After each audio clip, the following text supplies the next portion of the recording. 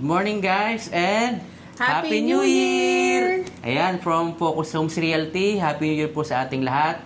At maraming salamat doon sa mga sumubaybay sa ating channel, yung mga nag-avail ng ating services last year, no, 2025. So this year, 2026, meron na naman tayong kakatapos lang na finished project dito naman sa Callisto ng Ayala Land. Dito lang po yan sa Circuit Makati. Actually, ang ganda nung location kasi yung building katabi mismo ng Ayala Mall Circuit Makati. So, napakaganda po ng location, ang ganda ng development.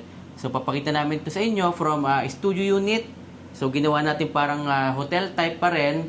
And by the way, thank you muna kay Sir Vic and Ma'am Virgie from Chicago, USA. Ayan, Ma'am Sir, sobrang thankful po kami dahil nagtiwala kayo sa amin para ayusin yung inyong unit dito sa Makati. So, papakita po natin sa ating mga viewers and ating mga subscribers yung ating bagong finished project dito sa Callisto ng Ayala Land Corporation.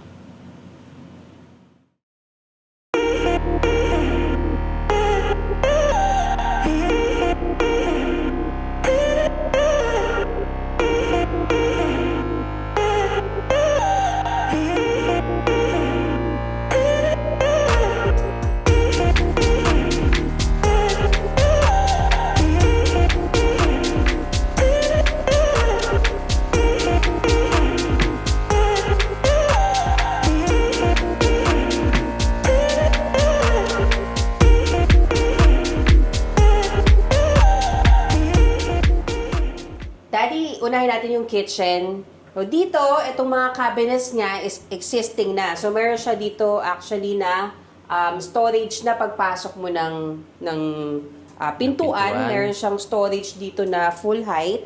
Okay. Then, dito naman sa ating counter, hindi tayo nagpalit ng countertop. Ito pa rin yung kanyang turnover na countertop and cabinets.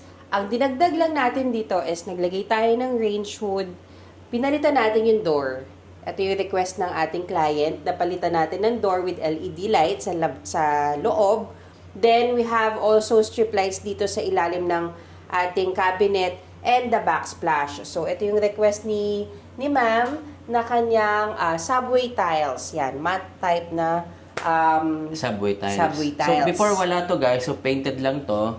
Then, ito ay katulad nito, no, Mami? Wood finish. Ito lang din pinalitan tong pintuan. Tapos naglagay ng ilaw sa loob.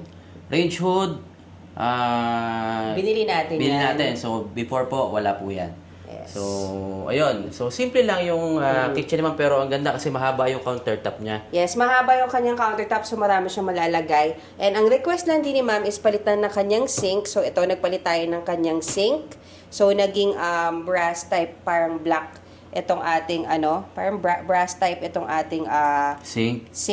Then, Pati itong yung faucet ating palit. faucet, yes, Okay. pinalitan natin yan. Then, meron tayong free na ganito na lagayan, patungan. Parang pwede So, naaalis ito, ha? Okay. pwede Then, siya pwede kang ilipat. magpatulo dito ng mga gamit. Yes, so Pagka yan, pwede rin dyan. Na-adjust din pala. Okay. Yes, na-adjust siya. So, depende sa inyo Ayun. kung paano nyo siya gagamitin. Nice. Yan. So, makakatulong to pag naghuhugas kayo ng mga pinggan. Yes. So, ayan. Then, puntahan naman natin, Mami, yung kanyang toilet and bath. So, ito, Daddy, kung makikita mo, ang kanyang toilet and bath, pinalitan natin yung kanyang door. So, Okay. naging sliding door siya. Ito, with mirror. Tapos may mirror. Yes. May mirror na siya. So, before, ang kanyang pintuan ay papasok yung ano niya, yung open, pag open. Yes. Oo, papasok before eh. Papasok Kaya before. dati, tingnan mo to, Daddy. Ito, pagka yung pintuan, bago ka makapunta dito sa washing, kailangan mo munang isarado bago ka Oo nga. makarating dito. Kaya namin pinalitan tong kanyang door. So, dito naman wala naman tayo masyadong binago. Itong tiles niya is same pa din as turnover. Naglagay lang tayo dito ng ating storage. Kasi Okay. meron tayong ditong front load na washing machine. Yan. So, naglagay tayo dito ng kanyang mga storage para sa mga, Mga shelves din dito. Oo, may shelves. Then, ito din, Daddy, naglagay tayo ng kanyang Before mirror wala cabinet. ito, mami, no? O may mirror lang dito Meron before? dito sa lamin. Maliit. Tapos, pinalitan Okay. natin ng mirror cabinet para at least may malagay pa rin sila, ma'am, dito. Dito sa loob. Yes, pero ito, maganda kasi ang kanyang sink. So, ang ganda ng brand ng kanyang sink. So, hindi natin pinalitan. Mhm. Ito pa rin yung kanyang turnover na sink and pati yung kanyang bowl. Toilet bowl. So, ito ay, ano na rin, Glass enclosure. glass enclosure nilagay natin. Okay, so tayo naglagay niyan. Yes, tayo naglagay nitong glass enclosure. So, before, nakaano lang to curtain, shower curtain. Then, ito, naglagay ako dito ng kanyang request din ni ma'am na maglagay ako ng lalagyanan ng ating Mga shampoo mga holder. shampoo. Yes, na stainless siya, na naka-corner. Okay. So, simple lang. Saka maganda yung layout nung toilet and bath niya kasi medyo mahaba, no? Yes, saka maluwag. Maluwag, Medyo maluwag oo. kasi yung washing machine natin, may space pa tayo dito. Pwede pa tayo maglagay dito actually ng isa pang patungan kung gusto nyo. So, nasa sa inyo. So, meron kasi ibang mga gamit na rin sila, ma'am, dito. Okay. Tinabi lang So, natin. maganda yung nagiging size nung loob nung toilet and bath kapag napapalitan ng pintuan yung Yes. sliding. No? Yes. So, depende po sa gusto pa rin ng ating mga owners. Mm-hmm. So, nag-decide sila na palitan po to. So, yan, may mirror ka na rito. Yan. So, bago ka umalis, pwede ka Yes, manalamin bago ka muna. umalis, pwede ka ditong huminto. Yan. Yung nanalamin ka muna. Yan. So, dito, Daddy, ito, existing to na nandito na sa Kalamam. So, meron na siya ditong ref and meron na rin siyang microwave. So, ang in-add natin dito is ito, itong patungan. So, hindi naman nalata, di ba? Before wala to, ito lang Yes. taas kasama. Yes, yung Sa taas turnover. kasama. Oo, Okay. tapos naglagay tayo ng patungan ng microwave. Para extension na rin. Yan, extension.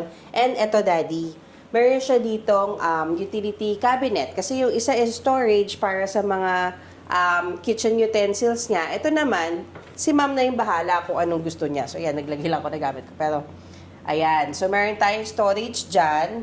Meron din dito sa baba. So, Ilalim. nandito is pwede yung mga walis and ibang gamit. May gamit kasi sila, ma'am, dito. So, Yan, tinabi lang itago namin. natin, ano? Oo, So, tinabi pagka lang. ganito, makakapaglagay ka ng mga gamit sa loob. So, may tatago mo yung mga Yes, mga serve gamit. as division na rin, no? Divider ng kanyang kitchen and ng kanyang dining area. So, partition na rin niya. Ito.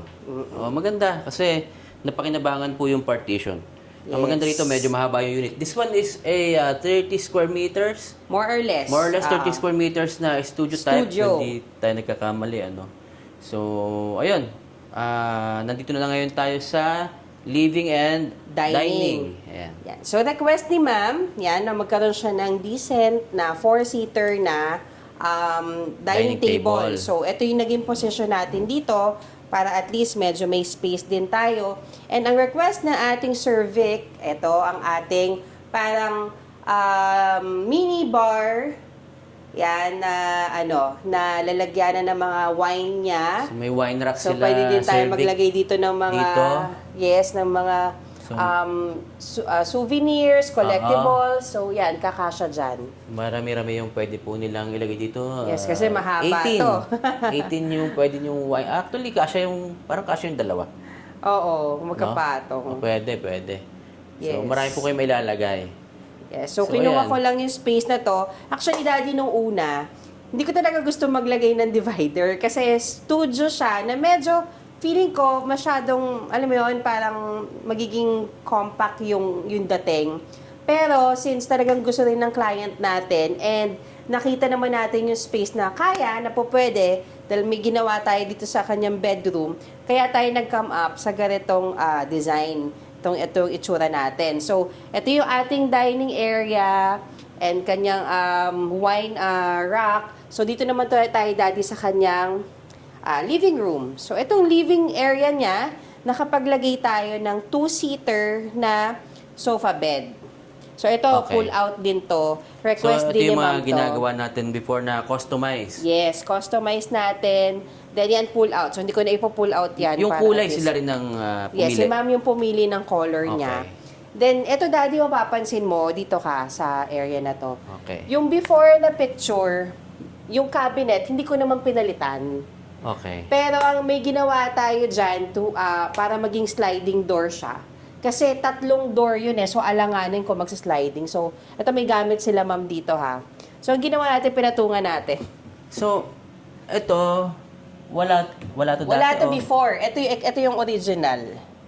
So, Oh, kailangan kong okay. gumawa ng another track para Okay. magawa ko tong sliding. Nice. So, kaya ka nakapag-sliding, nag-additional ka ng, Yes. Parang kinulong mo yung ng old... konting space. Ah, Siguro mga 4 inches to, kung di nagkakamali, more or Hindi, less. actually, isang buo yan, Daddy, kasi sa labas, white na yan lahat. Ito. Mm-mm. Para makapaglagay ka ng Sliding door. Sliding door, yung pinaka, ano niya, daanan Oo, niya, yung no? track niya. Yung Kasi track niya. masyadong, maliit yung nasa loob. Hindi Pero ang kaya. ganda kasi nakalaking tingnan dahil mirror yung Salamin. nilagay dito nila ma'am and sir. Mm-mm. So, ayan, maganda po.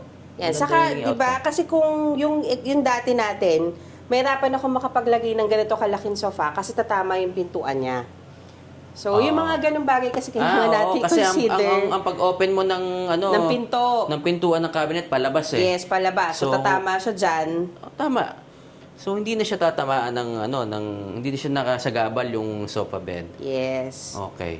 Nakuha ko na yung naging bakit Ba't tayo nag-sliding? bakit nag-sliding. Yes. So, ayan guys, nagagawa naman po ng paraan pag mayroong mga ganyang bagay na pwede nyo palitan. So, pwede. Magagawa po ng paraan na magamit yung space. Yes, kasi gusto natin kasi yung mga design na nasa isip ng client natin is talagang magawa natin. So, kailangan natin pag-isipan mabuti rin yung spacing natin. So, dito naman tayo, Daddy. So, dito naman, naglagay lang ako ng ng design sa wall. So, parating na sila, ma'am. So, hopefully, makita natin Kita sila, natin di sila ba? this week. Bukas Yes. ata ang dating nila, ma'am. Yan. Hindi ako nagkakamali. Tapos ito, dito naman, naglagay ako dito ng division. At Okay. least medyo nakatago naman yung ating bed para lang mayroon tayong hati from living area, dining, and bedroom. Yun yung gusto mangyari nila, ma'am. So, yan. So, nagkaroon tayo ng half na division papunta dito sa bed. So, kung mapapansin mo, Daddy, yung sa before na picture din, etong bedroom natin, meron tayong malaking column. Tama, So, yun tama. yung una talaga na medyo hindi ko maisip kung paano natin gagawa ng paraan na mapagkasya yung bed, na double bed, and yung sofa. So, ngayon, ang nangyari, eto, naglagay tayo dun sa likod ng sofa ng kanyang parang, ng false wall. May patungan pa siya dito Yes, sa... nagkaroon siya ng patungan. Sa likod ng kanyang Headboard. bedbox. Headboard. Headboard. Yes. So, nagkaroon tayo dyan ng kanyang malapad na headboard sa likod para lang magawa natin ng space tong... Tapos nakapaglagay pa rito ng outlets. Yes, ano? naglagay tayo ng outlet para at least pag Pagka yung may cellphone, mag-charge ng magcha-charge. phone, Yes. laptop, pwede.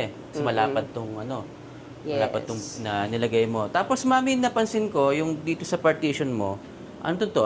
French type ba to? Yung Yes, tawag oo. dito, no? French type pa rin kasi nakaganyan tayo ng Oo. lines. Tapos may cornice ka dito sa ilalim. Yes. So, yan yung division natin is Parang additional design mo siya dito. additional design lang para at least ma-divide natin yung ating bedroom and living area.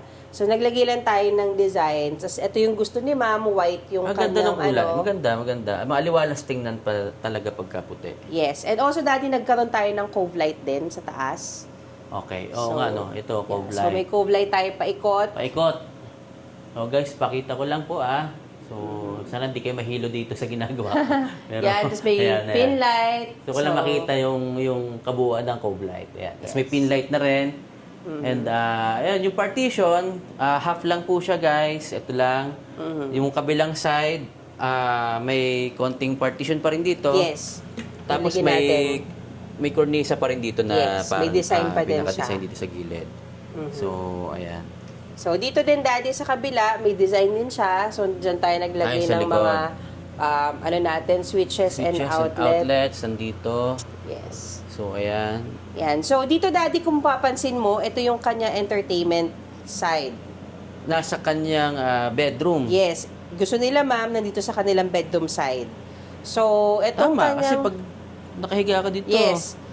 relax ka, nanonood ka ng Saka TV. actually kahit na nakaupo ka sa sofa, since yan nga, 'di ba, yung half lang yung ating division, kita mo pa Kita rin. mo pa rin. So parang talagang buong unit kita naman yung ating TV. So ito, hindi ako bumili kasi nga sila ma'am na daw yung titingin. Okay. Magpo-provide ng kanilang TV. So niready lang natin yung kanyang bracket dito.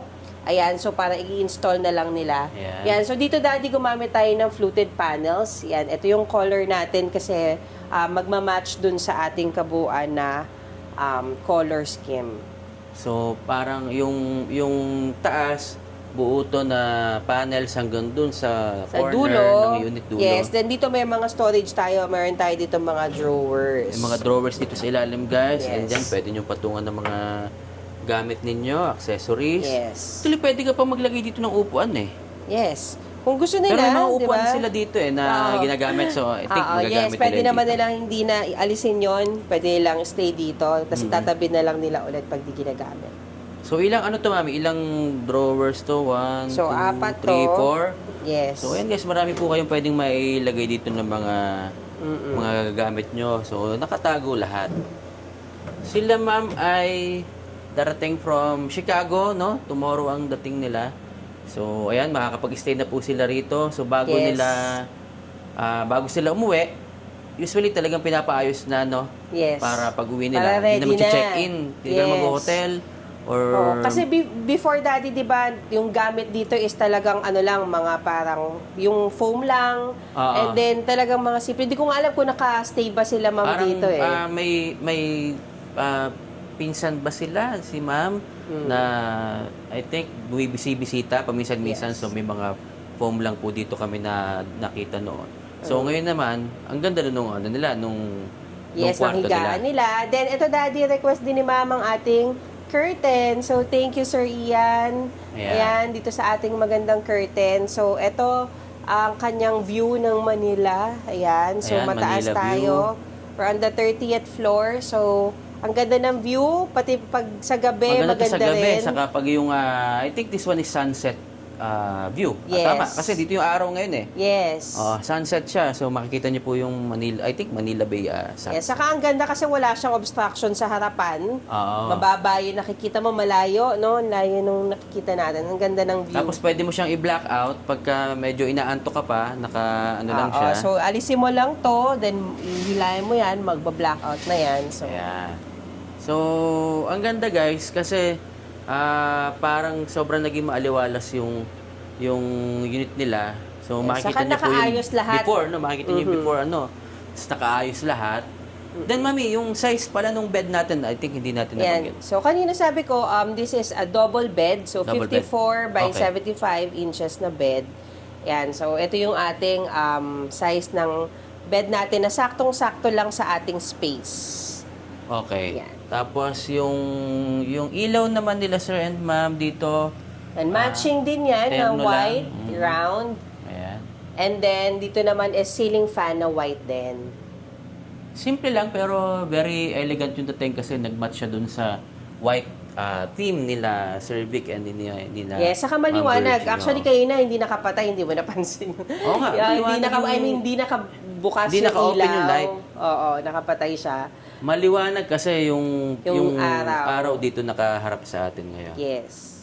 So yan guys, napakita po namin ulit sa inyo lahat yung naging outcome ng unit na Sir Vic and Ma'am Virgie from Chicago, USA. Ma'am Sir, maraming salamat po sa inyong tiwala. Actually, sinimulan natin to last year, I think, November. And then, natapos natin first week ng January. So, bago kayo umuwi, as promised, na matatapos natin bago kayo umuwi. So, ayan po, maraming salamat sa inyong tiwala. And again, Happy New Year po ulit. And we will see you very soon pag uwi niyo po rito sa Pilipinas. Mami?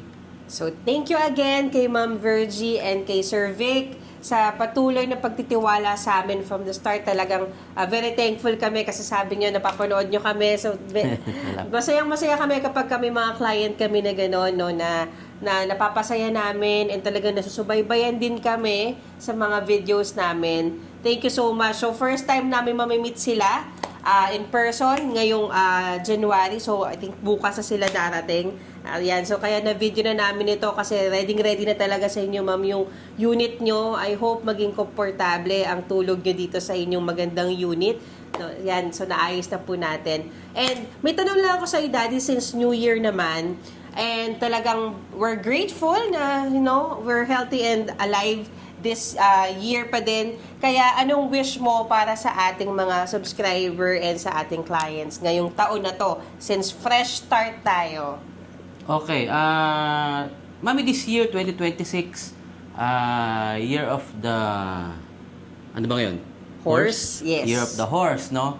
So, I hope and wish na maging successful lahat actually ng mga tao. And syempre, number one is yung health pa rin. Kailangan good health talaga kasi ako last year, very challenging kasi talagang medyo naging challenging yung year dahil palagi ako nabivertigo. So yan, so sign of aging siguro.